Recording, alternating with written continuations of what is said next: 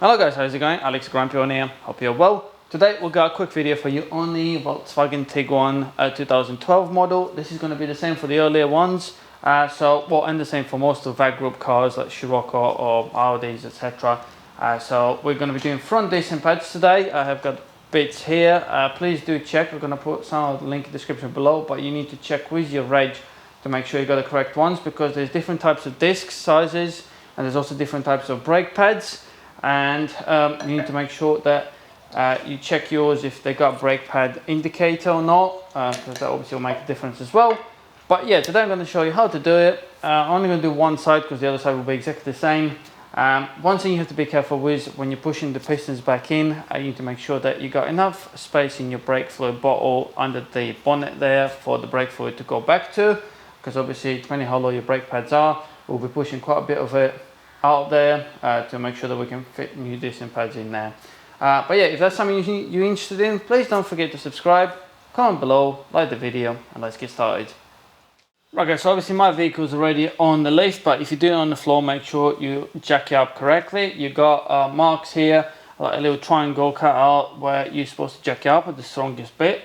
Make sure the handbrake is on, or you're using jack stands as well to secure the vehicle before you start obviously taking the wheel off and etc. But yeah, once you get to this stage, like I said, today we're doing disc pads. So basically what you have to do is, like I said, check they got enough room in the brake fluid bottle for the brake fluid to go back in. You're going to need to take the covers off from behind here. You're going to have the bolts that hold the caliper on, the Allen key ones. I'll show you in a second. Then we're going to have to take the spring off of here to make sure we will be able to get the caliper off. But before I do that, I'm going to get a screwdriver in here and just push the piston back in. I mean, there's different ways of doing this job. You can use two spanners, whatever. There's special tools for it, but I use usually a strong flat blade screwdriver and I push it that way so the caliper goes all the way back in. But before I do that, I'm going to undo the little screw that you got here. There's a torx screw that holds the disc on. Some of them are broken, so you might have a missing one, but this one actually has got it here, and they might be tight due to corrosion. So I'm going to use a screwdriver to hold the disc in there so it doesn't turn. Tap it a little bit and then undo it. So like I said guys, torque 30 there. Give it a tap. I usually jam that up in there and hopefully that will come undone. There we are. It's coming undone. Don't lose it, although some of the disc pads that you buy come with the new screws anyway, which I would advise replacing in case it's corroded. So that's that free now. The next step, like I said, we're going to get a screwdriver in there between the disc and the pad. Before I push that, I'm just going to show you how to take the spring off. You have to hold it here in case it clips off and goes in your face. So you just work it a little bit, that comes off like that. Right, so a screwdriver between the pad and the disc. And make sure when you're doing this, you're careful not to touch the seal. Quite a bit of corrosion on that disc. That's going in. That's going in. And this is what I'm telling you, Dean, to make sure that you got enough room in your brake fluid bottle at the top, reservoir, because this is obviously pushing all the brake fluid to the top now.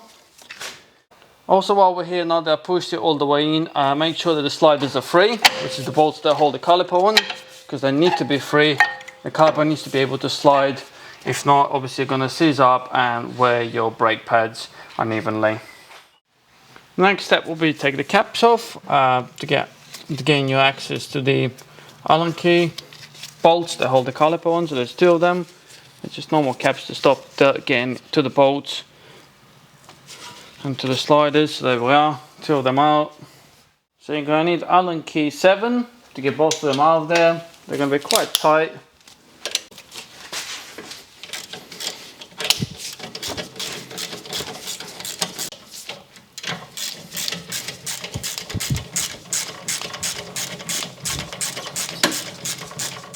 Alright, so at this point you're ready to take it off, but I usually use a bungee or cable ties to hold the caliper up once it's off, because you don't want to stretch the brake hose.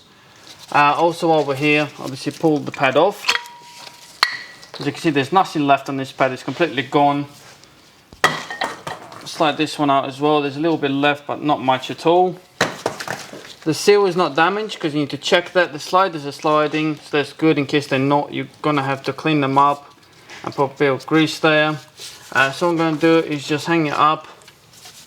Right guys, so just to show you, this is a 20mm bolt that holds it, 21mm. And at the bottom you got another one, so they are going to be really tight on there, so you might need to break a bar to undo it. That's what I'm going to do now. Here we are. Oh, that wasn't too bad actually. Yeah, that's not too bad. Right, that's the carrier off.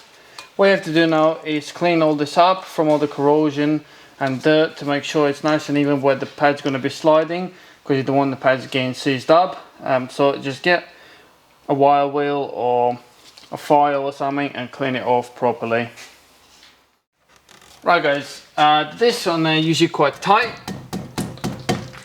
because the corrosion builds up in there and behind the disc, even with obviously the screw out. I'm going to put the bolt back on, and usually, because we're replacing this disc anyway, I'm going to tap it with the hammer, smack it off of there, and that hopefully will come off.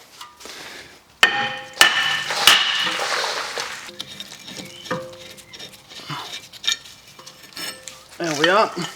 And it's a little bit of corrosion, it's not too bad, but anyway, obviously clean it all up, a bit of copper grease on that. As you can see, the disc is kaput, that's not looking good at all.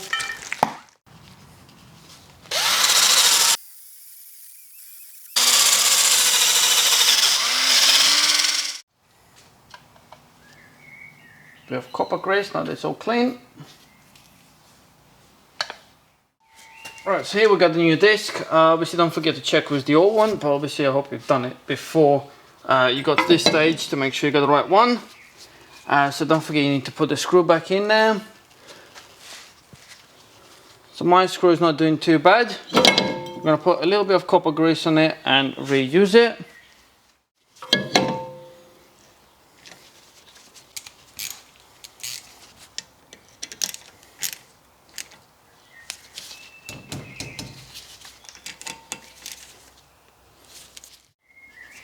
Right, so the carrier is all nice and clean now.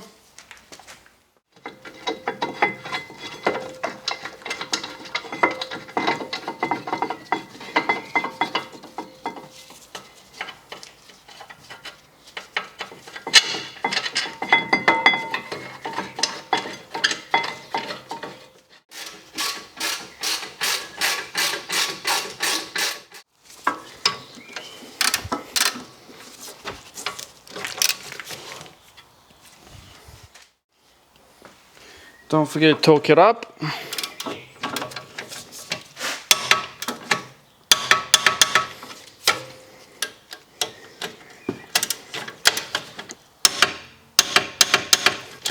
Like I said, the torque will be in the description below. Right, so for the brake pads, I usually put a bit of copper grease on the bits that are going to be sliding in there, and also around there, the bit they're going to clip in into the cylinder. So we'll do that one in a second. So this one should be nice and free on there, as you can see, so it's good. And now the other one we need to pop in there. So just get the bungee off.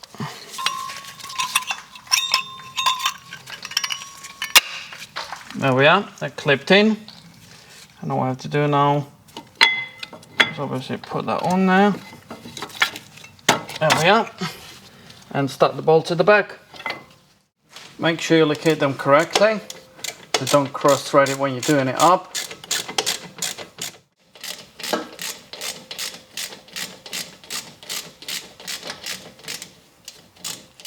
Once you've done them, you need to put the caps back on to avoid any corrosion or any issues. So push them back in, and obviously now we've got the spring. Usually clean the ends off. You can put a bit of copper grease on them if you want, to make it easier for next time. As you can see, got a bit of copper grease on there. So locate one in, don't push it all the way in, because it'll make it easier for you to push this thing over. So hold it with your finger in there, and just flip the spring over the locating part, like that. Then tap it in there, and it's all nice and secure on there. So that's all good. That's one side done. Depending on the brand of disc you've chosen, sometimes you do need to use the brake cleaner to wipe it all off. And don't forget, once it's on, you need to bed the brakes in. Obviously do the other side, but there's a process going bedding brakes. And so you pump the brakes when you start the car up, because obviously we push the pistons in. So you need to pump, get a hard pedal, and only then you can start driving.